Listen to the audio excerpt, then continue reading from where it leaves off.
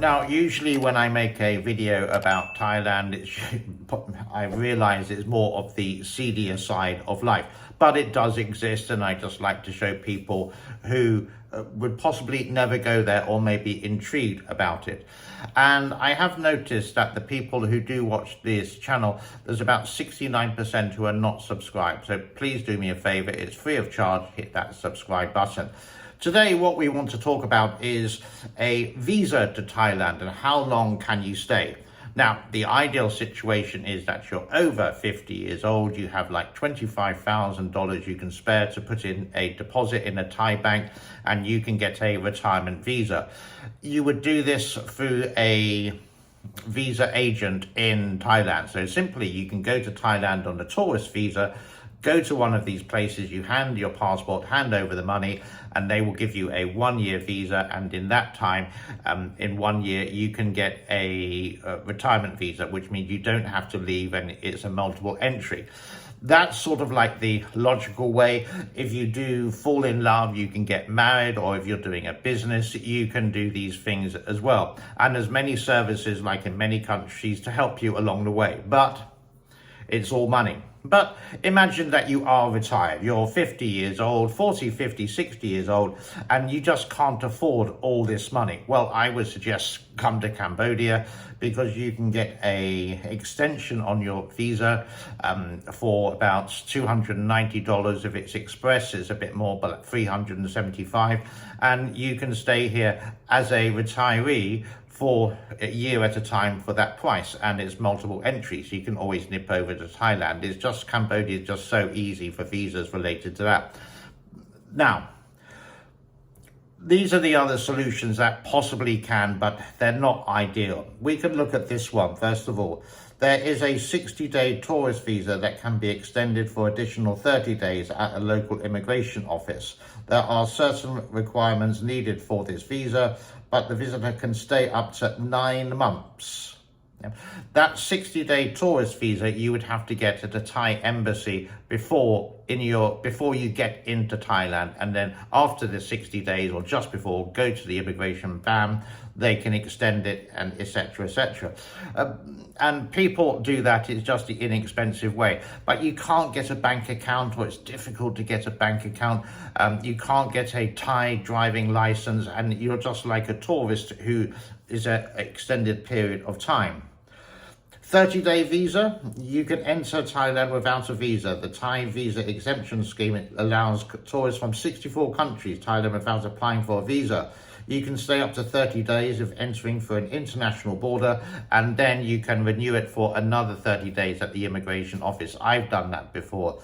When I was a lot younger, when I used to work in Thailand, basically I had a business visa, and every 3 months I had to leave the country and then stay in, let's say I stayed in Malaysia actually for 2 days and then came back again, etc. And that's how it worked.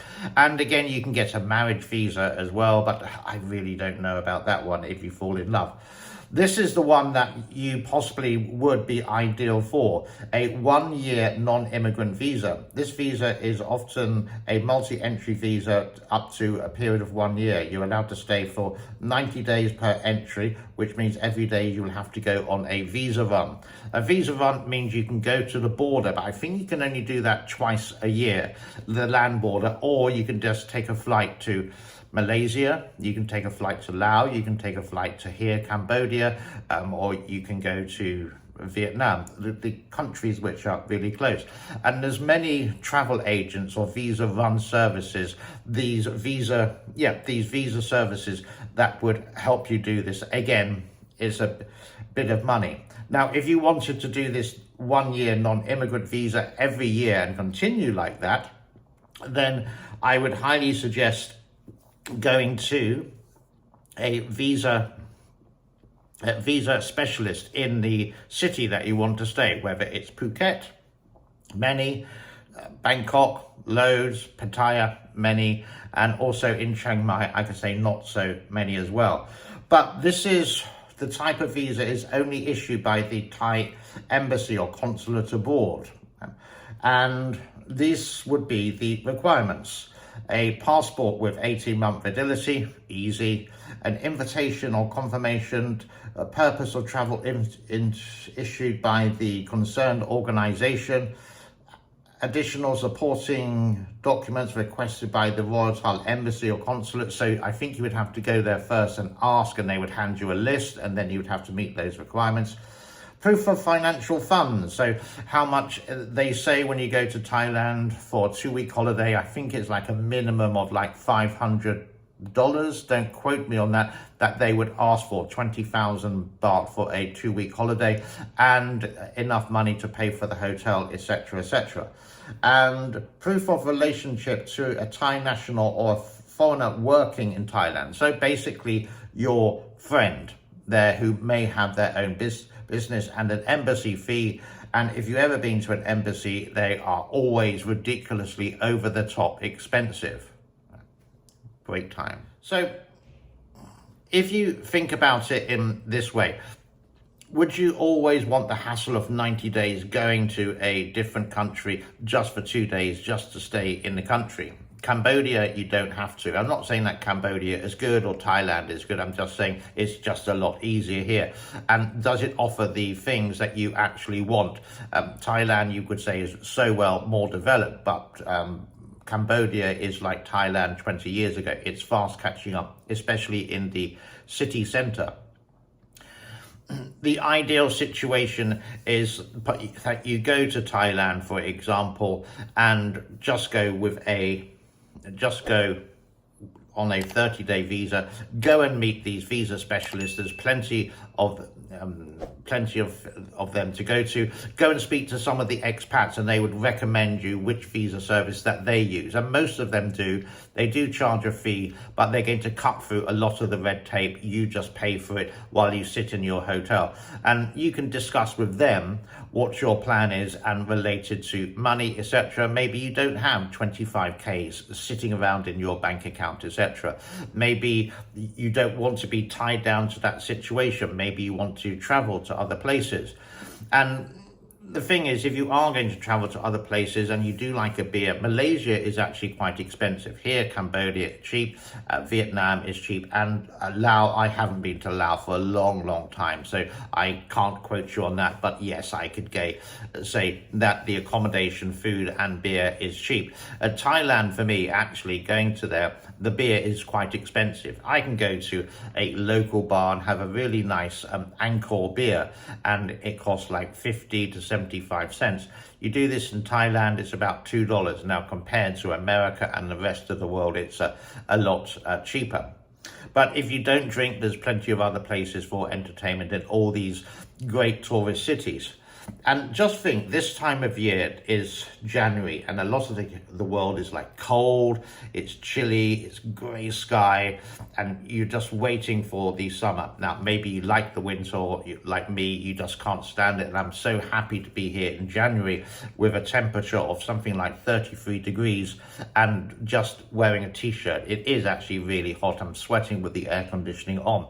But that's my choice, and I've been in Asia for a really long time, like 30 years. Now, I didn't come here on holiday. I actually finished working in Morocco in October 1993. Then I was offered work for a company in Singapore. So I went there to Thailand. I managed to secure a job, but I went back to Dubai for another 3 months, and I worked there until 1994. And then about 2 months later, I was working in the People's Republic of China. You could say the old China. It was a very fun time and interesting, because foreigners were still looked at and going, "Oh, you're a foreigner. Oh, you have white skin," etc., etc. It was an amazing time. In those days, it was actually illegal to have a Chinese girlfriend. And I did have one friend in Chongqing who actually got caught with his Chinese girlfriend, and he got deported back to Hong Kong.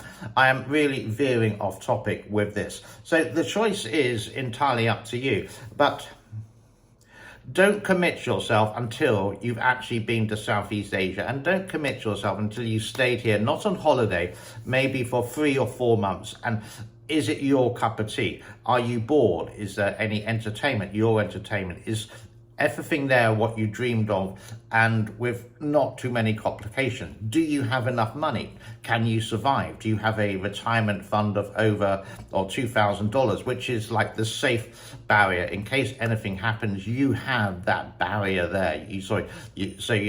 You can enjoy buying something for $100. You don't have to scrimp and save for it because your budget is about $2,000.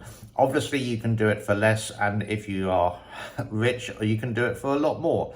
Let's leave it there for today. I hope it was useful. So if you want to come to Thailand, there are so many different ways, and the simple way is just come here. If you're allowed a 30-day exemption, look at it, stay a bit longer, you can. If you are thinking like 3 months, make sure you get the visa before, a tourist visa, before you come to Thailand. You can extend that for 1 month, so that's 3 months.